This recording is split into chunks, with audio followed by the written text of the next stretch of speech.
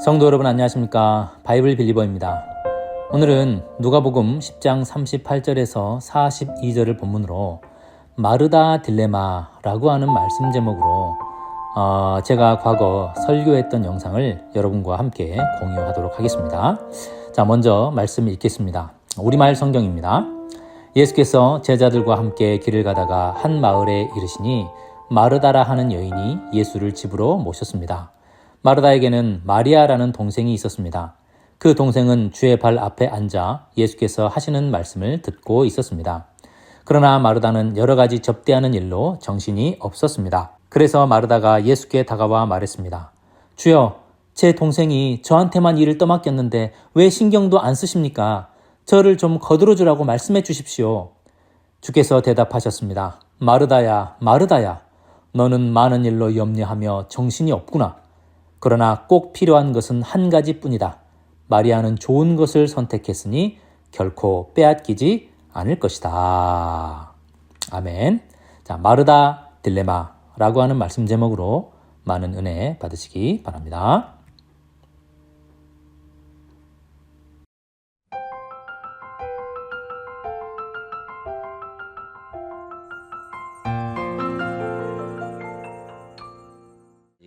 은혜를 감사합니다. 오늘 귀한 주일날 주 앞에 나와 예배하는 모든 성도들에게 한 성령을 우리에게 허락해 주시고 또 한 마음을 갖게 해 주시고 이 예배가 주님의 이름을 높이는 예배가 되게 하여 주옵소서. 주님의 음성을 듣기를 원하고 위로가 있고 회복이 있는 예배 되게 하여 주옵소서. 예수님의 이름으로 기도하옵나이다. 아멘.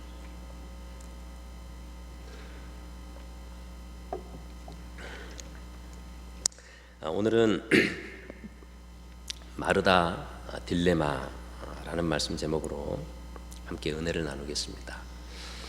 딜레마라는 말은 어떤 문제에 있어서 뭔가를 선택하고 결정해야 되는 그 상황에 어느 쪽을 선택하더라도 곤란한 상황에 처하게 된다라는 그런 의미를 가지고 있습니다. 최근에 우리 생명의 삶 마가복음 큐티를 하고 있는데요. 마가복음 12장 14절에 보면 사람들이 예수님에게 주님, 우리가 가이사에게 세금을 내는 것이 옳습니까? 옳지 않습니까? 이렇게 물어보죠. 예수님을 딜레마에 빠뜨리려는 거죠. 내야 된다, 말아야 된다. 둘 다. 그리고 저를 포함한 이 자리에 계신 모든 분들은 단 한 사람도 빠짐없이 제가 확신컨대 모두가 다 딜레마 게임을 좋아해요. 우리는 다 딜레마 게임을 좋아합니다. 어린아이가 엄마 아빠 손을 잡고 아장아장 걸어오죠.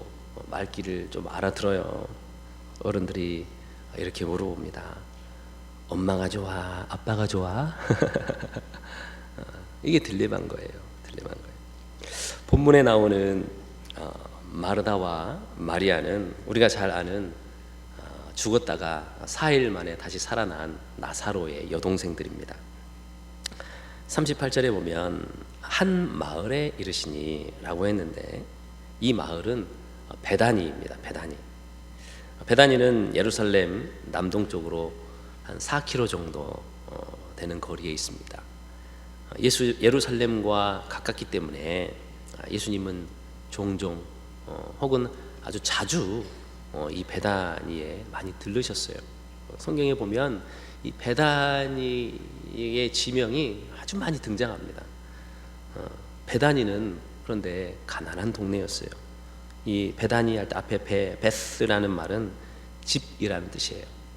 야곱이 에서를 피해서 도망을 가다가 돌베개를 베고 잠을 자죠. 꿈에 사닥다리에서 천사들이 오르락 내리락 하는 것을 봅니다. 잠에서 깨가지고 여기가 하나님의 여기 계셨는데 내가 몰랐구나 그러면서 그곳 이름을 베델이라고 하죠. 하나님의 집이라는 뜻이에요. 베델.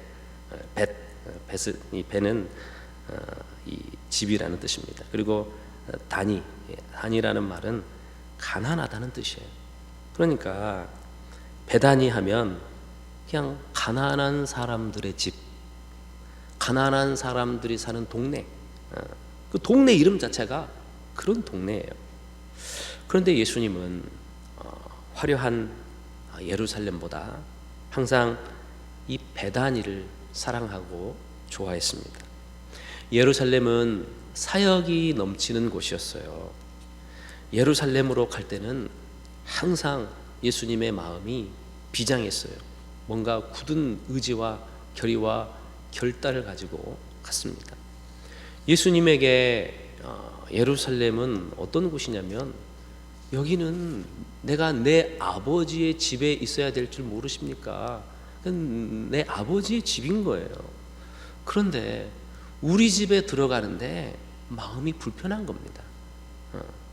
예루살렘은 늘 예수님을 긴장하게 하고 불편하게 하는 그런 곳이었어요.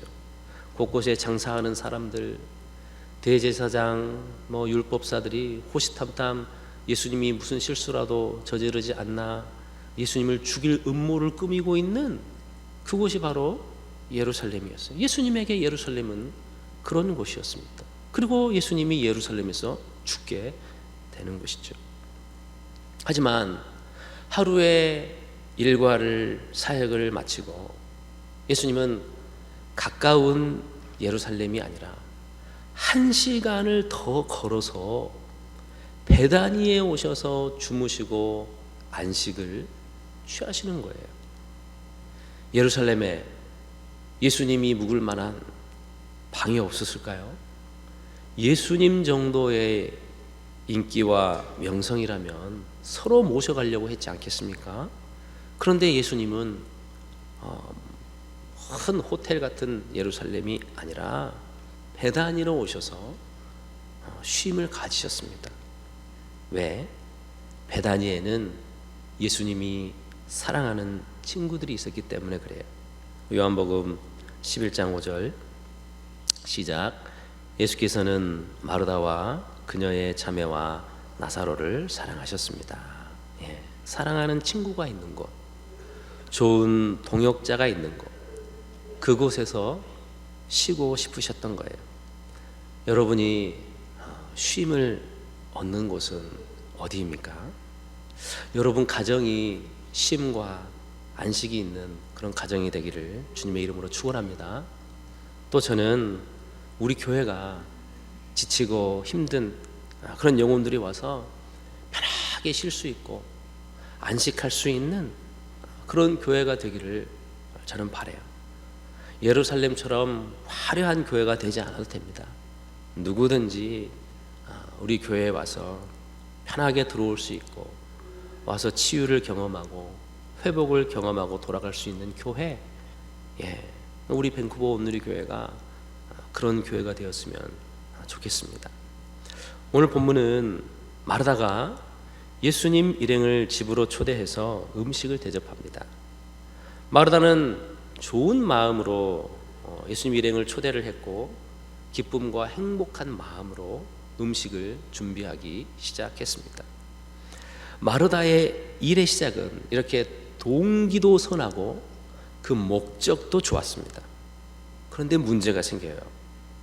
마르다는 자신을 도와주지 않는 마리아도 미웠지만 거기에 대해서 아무 말씀도 하시지 않는 예수님에게까지 야속한 마음이 드는 거예요. 예수님을 사랑해서 시작한 일인데 마르다에게 왜 이런 일이 일어나게 된 것일까? 이 질문은 오늘 우리 모두에게 그대로 적용되는 질문이기도 합니다. 우리는 구원의 은혜를 체험하고 기쁨과 감격으로 교회를 섬깁니다. 여러 가지 사역 현장에 뛰어들어서 하나님 나라와 교회를 위해서 헌신하고 봉사하지요.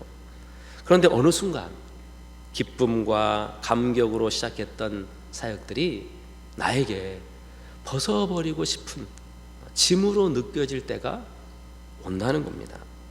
주님을 위한 사역이 확실하다고 생각하는데 이것은 주님이 나에게 맡겨주신 사명이 확실한데 이 사역을 하면 할수록 내 영혼에 만족과 기쁨과 은혜가 아닌 부정적인 감정들, 부정적인 생각들이 계속 떠오르는 거예요. 왜 이런 일이 일어나는 것일까? 오늘 말씀을 통해 여러분 안에 이 마르다 딜레마가 해결되시기를 축원합니다. 우리 38절을 함께 읽겠습니다. 38절 시작. 예수께서 제자들과 함께 길을 가다가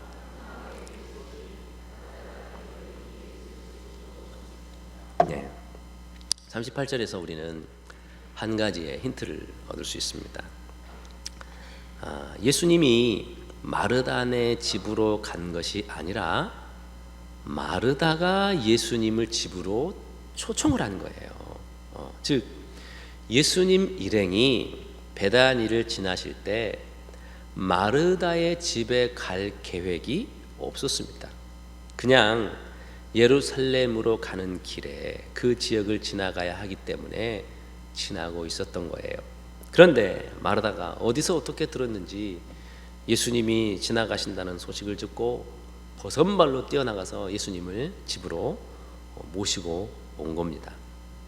마르다 입장에서도 예수님의 일행, 그러니까 13명이죠.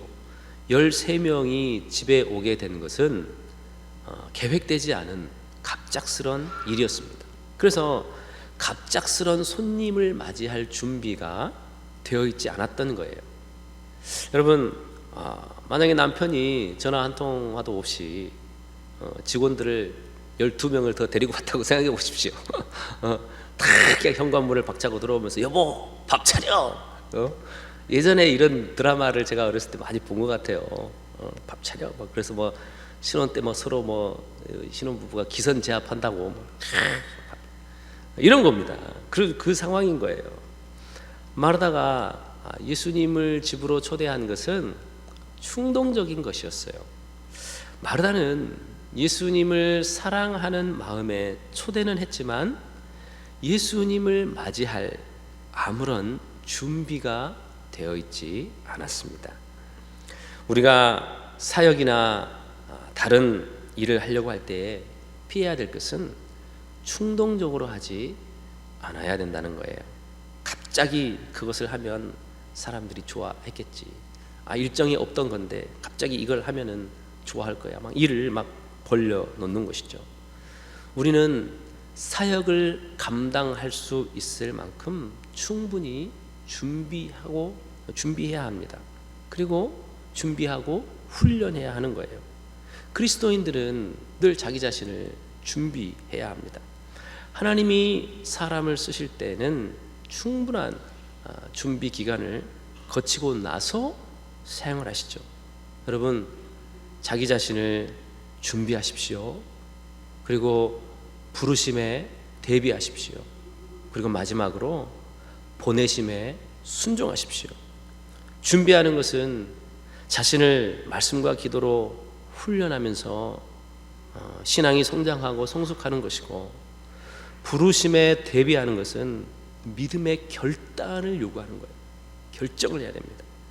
보내심에 순종한다는 것은 이제 행동으로 옮겨야 되잖아요. 행동으로 옮길 수 있는 믿음과 용기가 필요한 것이죠. 그리고 순종하면 하나님이 함께 하시고 보호하시고 여호와 이레의 그 하나님이 모든 것을 준비해 놓으셨다라는 것을 보게 되고 알게 되고 체험하게 되는 것입니다.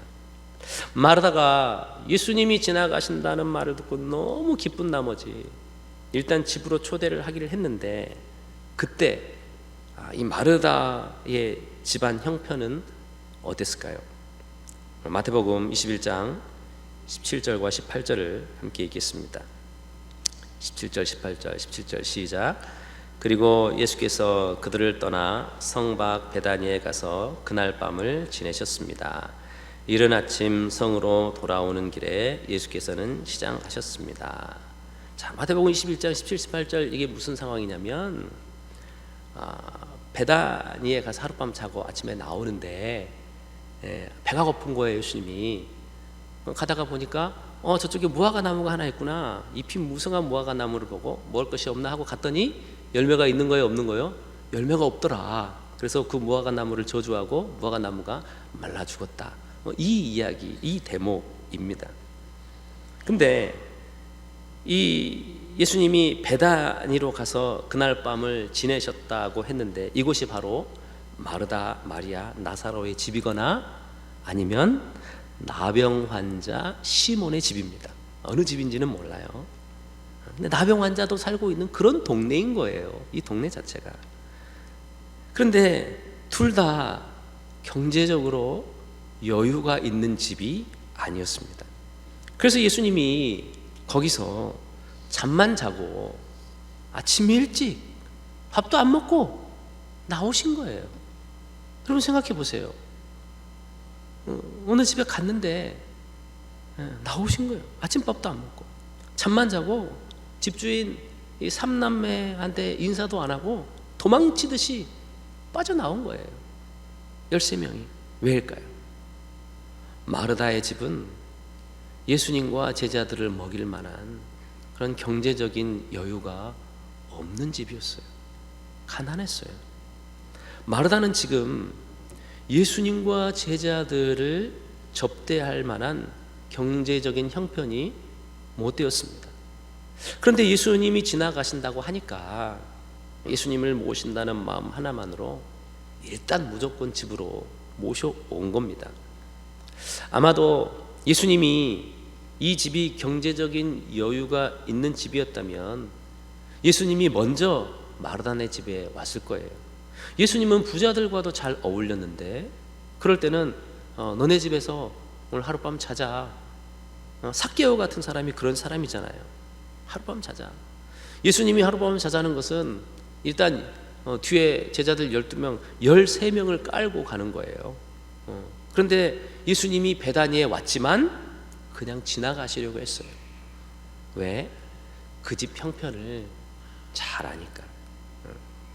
우리가 기도해야 할 것 중에 하나는 경제적인 부분입니다. 여러분, 경제적인 어려움을 위해서 기도하십시오. 마르다가 갑자기 예수님 일행을 초대했더라도 집안 사정이 부유해가지고 당시에 종들이 4-5명씩 있었다. 그러면 무슨 걱정이 있었겠어요? 경제적인 어려움 때문에 주님을 섬기는데 어려움을 당해서는 안 됩니다.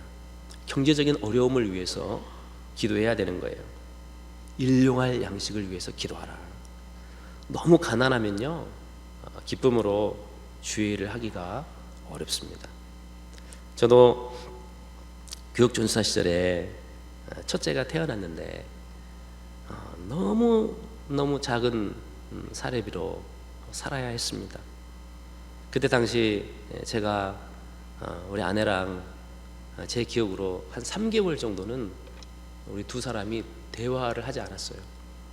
그러니까 둘이 관계가 나빠서 대화를 안 한 게 아니라 말을 하려고 하면 부녀가 떨어졌다, 기저귀가 없다, 돈이 없다, 쌀이 떨어졌다, 이런 말을 해야 되는데 그런 말을 한다고 해서 어디 가서 돈이 생기는 것도 아니잖아요.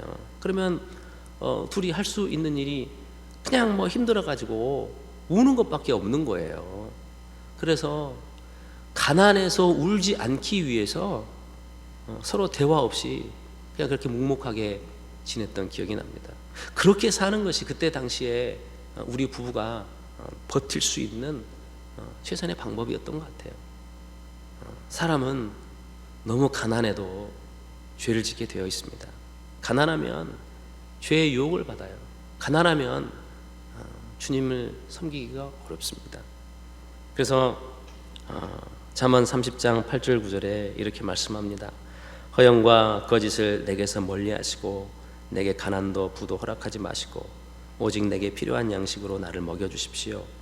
그렇지 않으면 내가 배불러서 주를 부인하며 여호와가 누구냐고 할지 모르고 아니면 너무 가난해서 도둑질을 해 내 하나님의 이름을 부끄럽게 할지도 모릅니다.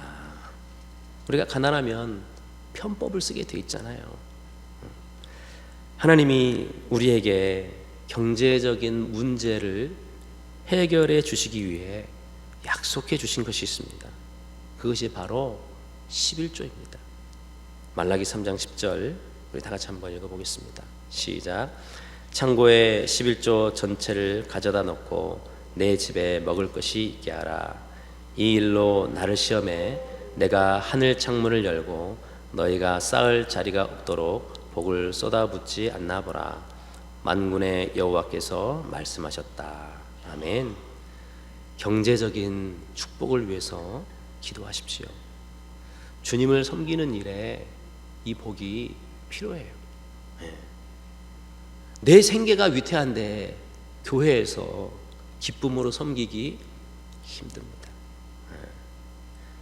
혹 이 자리에 생계가 어려운데도 기쁨으로 섬기고 계신 분들이 계시다면 정말 훌륭하십니다. 정말 대단하십니다. 네.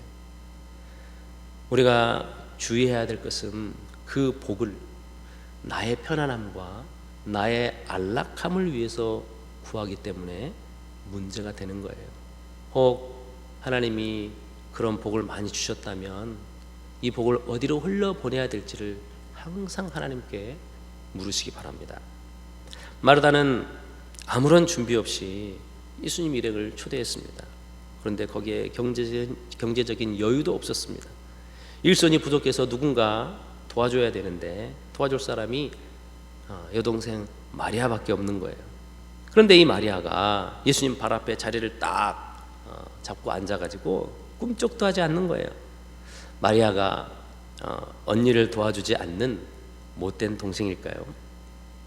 아마 그 그림을 이렇게 그려보면 될 것 같아요. 예수님이 집으로 이렇게 탁 들어오면 예수님 뭐 음식이 나오기 전에 이렇게 뭐 커피 내올까요? 뭐 티 드릴까요? 뭐 이렇게 하잖아요. 캐나다에 오니까 항상 커피 먹을 거냐, 티 먹을 거냐 항상 물어보더라고요. 식당에 가니까. 그래서 저는 어제 목이 아파가지고 나는 핫워터를 달라고 하니까 여기는 진짜로 뜨거운 물을 주대. 한국은 그래도 먹을 만한 이렇게 따뜻한 거를 주는데 여기는 진짜로 뜨거운 걸 먹을 수가 없는 진짜 뜨거운 거를 주더라고요. 그래서 진짜 그래 이게 핫워터지. 그래서 자 예수님이 이제 마르다가 주문을 받는 거예요. 예수님은 커피.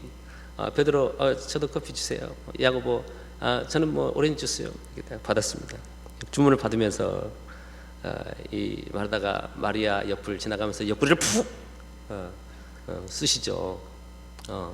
무슨 뜻입니까? 복화술로 야 너 지금 여기서 뭐 하고 있어? 막 이런 거죠. 빨리 안 일어나 이렇게 복화술로 이제 탁 이렇게 하는데 근데 그 마리아가 언니가 탁 옆구리를 찌르니까 정신이 번쩍 들어가지고 맞아. 언니 나는 카라멜 마키아토. 이런 거예요. 지금 이런 상황인 거예요. 이게 자 생각만 해도 마르다가 얼마나 화가 났을지 여러분 이해가 되시죠? 마르다의 마음을 이해를 하셔야 되니까 엄청나게 화가 납니다. 자 우리 40절을 한번 보겠습니다. 40절 시작.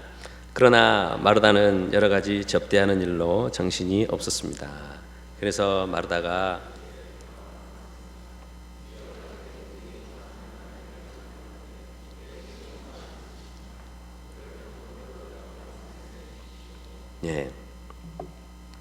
자 귀한 손님이 오셨는데 자신의 모든 것을 다 내어서라도 잘 해드리고 싶은 그런 마음이에요. 저는 이 마르다의 이런 마음은 참 예쁜 마음이라고 생각을 합니다. 그런데 마음이 앞서다가 보니까 뜻대로 되지 않으니까 불만이 생기는 거예요. 마리아가 안 도와주는 거예요. 자기가 좋아서 시작한 일인데 도와주지 않는다고 화를 내는 겁니다. 마리아에게 그리고 예수님에게까지. 지금 예수님을 기쁘게 해드리려고 시작했던 일인데 이 일로 예수님에게 화를 내는 거예요. 39절에 보면 마리아는 예수님의 발 앞에 앉아있다라고 이렇게 했습니다. 예수님의 발 앞에 앉아서 말씀을 듣는다라는 것은 단순히 설교 듣는데 이렇게 맨 앞자리에 와서 앉아있다 이런 것과는 차원이 다릅니다. 예수님 시대에 맨 앞자리, 그러니까 이 스승의 발 앞에 앉아 있다라고 하는 것은 그 사람의 제자가 되기를 원합니다. 혹은 그 사람의 제자라는 그런 뜻입니다. 그러니까 랍비의 발 앞에 앉는 것은 제자들의 전통적인 자리였어요. 그러니까 그 자리는 지금 누가 앉아 있어야 되는 거예요? 베드로, 야고보, 요한이 앉아 있어야 되는 거예요. 그러니까 베드로, 야고보, 요한도 쟤 뭐야? 내 자리에 지금 베드로 자리에 지금 걔가 앉아 있으니까 그러면서 뻘쭘하게 뒤에 가서 앉은 거예요. 베드로도. 자, 예수님 시대에 이렇게 자리가 이렇게 암묵적으로 정해져 있는 거예요. 말하지 않지만 당시에 여자는 제자가 될 수가 없었습니다. 여자는 배우는 자리가 아니라 섬기는 자리, 일하는 자리에 가 있어야 돼요. 마리아의 행동은 마르다나 다른 제자들이 봤을 때 아주 이상한 행동인 거예요. 그런데 예수님은 여자는 배울 자격이 없고 제자가 될 수 없다라고 하는 당시 시대의 관념을 깨뜨리고 마리아를 그 자리에 앉혀놓고 제자로 받아들이고 제자로 양육하고 있는 겁니다. 마리아도 놀라운 제자이지만 예수님이 더 놀라운 스승인 거죠. 그냥 랍비로 쳐도 이런 랍비가 없는 거예요. 여자를 앞에 놓고 가르치는 랍비, 아무리 훌륭한 랍비도 그런 랍비는 없는 거예요. 그게 예수님인 거예요. 그런데 마르다는 지금 그런 것이 눈에 들어옵니까? 안 들어옵니까? 안 들어오는 거예요. 화가 치밀고 섭섭한 마음에 한바탕 분위기를 휘저어 놓는 거예요. 자, 지금 예수님이 말씀을 이렇게 가르치고 있잖아요. 쉽게 말하면 지금 설교를 제가 이렇게 하고 있는데 누가 옆문으로 들어와가지고 큰 소리를 빵 치는 거하고 똑같은 거예요. 탁 들어와가지고 말하다가 이렇게 말하는 거예요. 저는 지금 제 자리에서 제게 주어진 일에 최선을 다하고 있습니다. 그런데 마리아는 자기가 할 일을 하지 않고 있습니다. 그 자리는 마리아가 있어야 될 자리가 아니잖아요. 예수님이 말씀에 집중하셔가지고 여자가 발 앞에 앉아 있다라는 것을 깜빡하신 것 같은데 마리아를 원래 자기가 있어야 될 자리로 가라고 하세요. 마리아가 있어야 할 자리는 저 부엌의 제 옆자리입니다 라고 말하는 거예요. 여러분, 우리가 사역해야 할 자리는 우리가 정하는 것이 아닙니다. 그것은 하나님이 정하시는 거예요. 하나님이 그 자리에 우리를 심어 놓으신 겁니다. 지금 여러분이 교회에서 맡고 있는 사역도 하나님이 맡겨주신 자리인 줄로 믿습니다. 예. 내 자리와 다른 사람의 자리를 비교하며 불평하는 것은 결코 하나님이 기뻐하시는 일이 아닙니다. 저나 소 목사님도 이제 오신 지 아직 1년이 채 안 됐고 저도 그렇고 또 가장 최근에 우리 김 목사님, 김준호 목사님 오셨습니다. 저나 소 목사님, 김준호 목사님이 어떻게 이 밴쿠버 온누리교회에 오게 되었을까요? 송 목사님을 밴쿠버로 보내신 분은 누굽니까? 이재원 목사님이시죠. 회의하다가 밴쿠버로 발령을 내신 거예요. 이재원 목사님이. 그러죠? 자, 저나 김진우 목사님을 이곳으로 와서 사역할 수 있도록 해주신 분은 송 목사님이십니다. 그러나 우리를 보내신 분은 하나님이신 것을 믿습니다. 할렐루야. 하나님이 보내신 거예요. 이재원 목사님이 보낸 거 아니에요. 하나님이 보내신 거예요. 여러분을 이곳에 보내신 분도 하나님이신 것을 믿습니다. 예. 지금 섬기고 있는 그 자리는 하나님이 여러분에게 주신 자리라는 것을 믿으시기 바랍니다. 그리고 하나님이 세우신 자리라고 믿는다면 충성하고 순종하십시오. 그것이 옳습니다. 성경은 두 자매 중에 누가 잘했다고 비교하지 않습니다. 마르다가 예수님을 섬긴 것이 잘못되었다 말하지 않습니다. 마르다의 잘못은 예수님의 뜻을 묻지 않고 자신의 마음이 먼저 앞섰기 때문이에요. 만약 마르다가 예수님을 초청해 놓고 먼저 예수님께 이렇게 물었다면 어땠을까요? 예수님, 뭐 드시고 싶으세요? 그러면 예수님이 나는 김치 하나만 있으면 되지 다른 거 필요 없다. 이렇게 했다면 마르다도 여유가 있었을 것이고 예수님도 그냥 김치 하나 먹으면서 행복한 시간을 보냈을 겁니다. 그런데 마르다는 예수님이 먹고 싶은 음식이 아니라 자기가 해드리고 싶은 음식을 요리하고 있는 거예요. 우리의 사역에서 중요한 것은 항상 하나님의 뜻을 묻는 것입니다. 내가 하고 싶은 것을 하는 것이 아니라 하나님이 원하시는 일을 해야 하는 것이죠. 내가 하고 싶은 것을 하다가 보면 힘들고 지치게 되어 있는 거예요. 그런데 주님이 원하시는 일을 하면 새 힘이 솟구치고 힘이 나고 모든 일들이 형통하게 이루어지는 것이죠. 기쁨이 있고 감동이 있고 열매가 있는 겁니다. 여러분은 어떤 방법을 선택하시겠습니까? 혹시 사역을 하면서 지치셨습니까? 그렇다면 주님의 뜻을 물으십시오. 사역을 하면 할수록 힘이 솟구치십니까? 그러면 잘하고 계신 겁니다. 정말 훌륭하십니다. 예수님은 마르다에게 그 일을 하지 않아도 된다라고 말씀하시지 않았어요. 다만 말씀을 듣는 일이 먼저 우선이 돼야 된다. 육신을 배부르게 하는 음식도 중요하지만 영혼을 살찌우는 말씀이 더 중요하다라는 것을 말씀해 줍니다. 예수님이 마리아에게 가서 언니를 좀 도와줘라 라고 했다면 그 두 사람이 부엌에 가가지고 어떻게 됐겠습니까? 막 마르다가 마리아에게 잔소리를 했겠죠. 또 마리아는 막 투덜대지 않았겠습니까? 그래서 예수님이 마리아는 좋은 것을 선택했으니 결코 빼앗기지 않을 것이다 라고 하면서 마리아를 부엌으로 보내는 것이 아니라 부엌에 있는 마르다를 말씀의 자리로 초대하시는 거예요. 그래서 마르다와 마리아가 예수님이 들려주시는, 예수님이 요리해 주시는 생명의 양식인 하나님의 말씀을 듣게 되는 겁니다. 그리고 나서 김치 한 가지로 맛있게 저녁 식사를 하지 않았겠습니까? 우리는 함께 말씀을 듣는 자리에서 화해하고 하나가 될 수 있습니다. 지금 이 자리가 화해의 자리인 거예요. 지금 이 자리가 우리가 하나가 되는 자리라는 겁니다.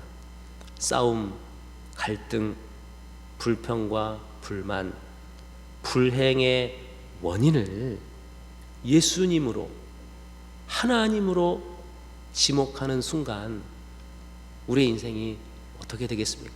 하나님께 원망하는 것, 하나님 왜 나한테, 이 원인을 하나님께 돌리면, 마르다와 마리아는 예수님 때문에 갈등이 일어난 거예요. 주의 일을 하면서도 우리 가운데 만족함이 또 행복이 없다면 우리 자신을 점검해야 합니다. 예수님은 우리에게 평안을 주시고 막힌 담을 얻으시고 사랑하고 또 하나 되게 하시는 분이십니다.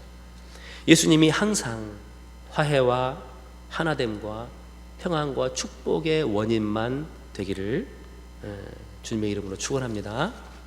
예수님은 마르다나 마리아에게 누가 잘했는지 말씀하시지 않았습니다. 다만 우선순위를 정하라는 것이죠. 여러분, 교회를 생각해 보십시오. 말씀을 배우고 어떤 강의를 듣는 일은 항상 있는 일은 아니죠. 물론 주중 예배가 항상 있지만, 그런데 섬기고 봉사하는 일은 항상 있습니다. 그러면 목사에게 마르다와 마리아 두 사람 중에 목사는 누가 옆에 있으면 좋을까요? 예? 마르다가 옆에 있어야죠. 여기서 마르다 마리아가 꼭 여자분들 얘기하는 거 아닙니다.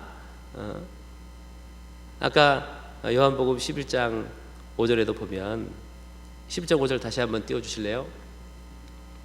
요한복음 11장 5절 예수께서는 마르다와 마리아 이름이 안 나와. 자매와. 예수님이 누구를 더 예뻐하신 거예요? 마르다를 더 예뻐하신 거예요. 마르다를.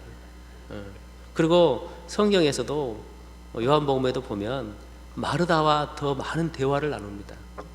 예수님도 일을 하려고 보니까 마리아 데리고는 일을 못하는 거예요. 마르다가 옆에 있어야 일이 되는 거예요. 목사는 마르다가 옆에 많이 있어줘야 이 교회의 사역이 돌아가죠. 마리아처럼 말씀만 다 듣는다고 되는 것은 아닙니다. 자, 말씀으로 은혜를 받았다면, 성령을 받았다면 이제 현장에 가서 듣고 깨달은 말씀대로 살아내는 것입니다. 그것이 마리아에게 필요하죠. 마리아 분들에게는 필요한 겁니다. 그런데 마르다의 눈에는 일만 보입니다. 하지만 말씀을 듣는 일도 게을리해서는 안 된다라고 하는 것입니다. 지금 교회에서 아까 제가 광고를 했지만 90일 통근 통독도 있고 또 화요 여성 예배에 갈라디아서 OBC도 있고 이런 것들이 있습니다. 자, 마르다들이여, 강의를 들어야 되겠습니까? 말아야 되겠습니까? 강의를 들으십시오. 마리아들이여, 이제 섬기는 일에 여러분들도 좀 동참해 주시길 바랍니다. 마르다의 일손을 좀 마리아가 좀 덜어주십시오. 시간 다 같이 함께 기도하겠습니다.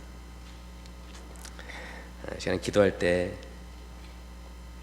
하나님, 주님께 쓰임 받는 사람이 되도록 준비되게 하여 주옵소서. 영적인 측면에서 또 경제적인 측면에서 말씀의 자리를 또 사모하게 하시고 말씀의 자리가 말씀을 사모하는 사람들로 채워지게 해주십시오. 또 오늘 말씀을 듣고 여러분들이 마음에 와닿았던 말씀은 무엇입니까? 즉각적으로 순종해야 할 말씀은 무엇입니까? 그 말씀 붙들고 기도하십시오. 마르다들은 말씀에 더 집중하고 마리아들은 사역의 현장에 뛰어들 수 있는 그런 섬김, 헌신이 우리 모두에게 필요합니다. 또 우리 교회가 베다니처럼 누구가 아무나 와서 편하게 쉴 수 있는 교회. 아까 제가 설교할 때 자꾸 2층에서 누가 이렇게 기침하고 그랬죠? 장애인이 이렇게 오신 것 같아요. 기침 많이 해서 아마 데리고 나가신 것 같은데 있으셔도 되는데, 그런 분들이 마음껏 와서 예배 드리고 그래도 되는 교회. 왜 이렇게 기침을 해 하면서 막 뒤를 쳐다보고 이러지 않았으면 좋겠어요. 누구든지 와서 이곳에서 예배하고 편하게 안식을 얻고 쉼을 얻고 회복을 할 수 있는 그런 교회 되게 해주십시오. 우리 다 같이 함께 통성으로 기도하며 나가겠습니다. 오늘도 끝까지 경청해 주신 모든 분들께 진심으로 감사를 드리며 지금까지 바이블 빌보였습니다. 감사합니다.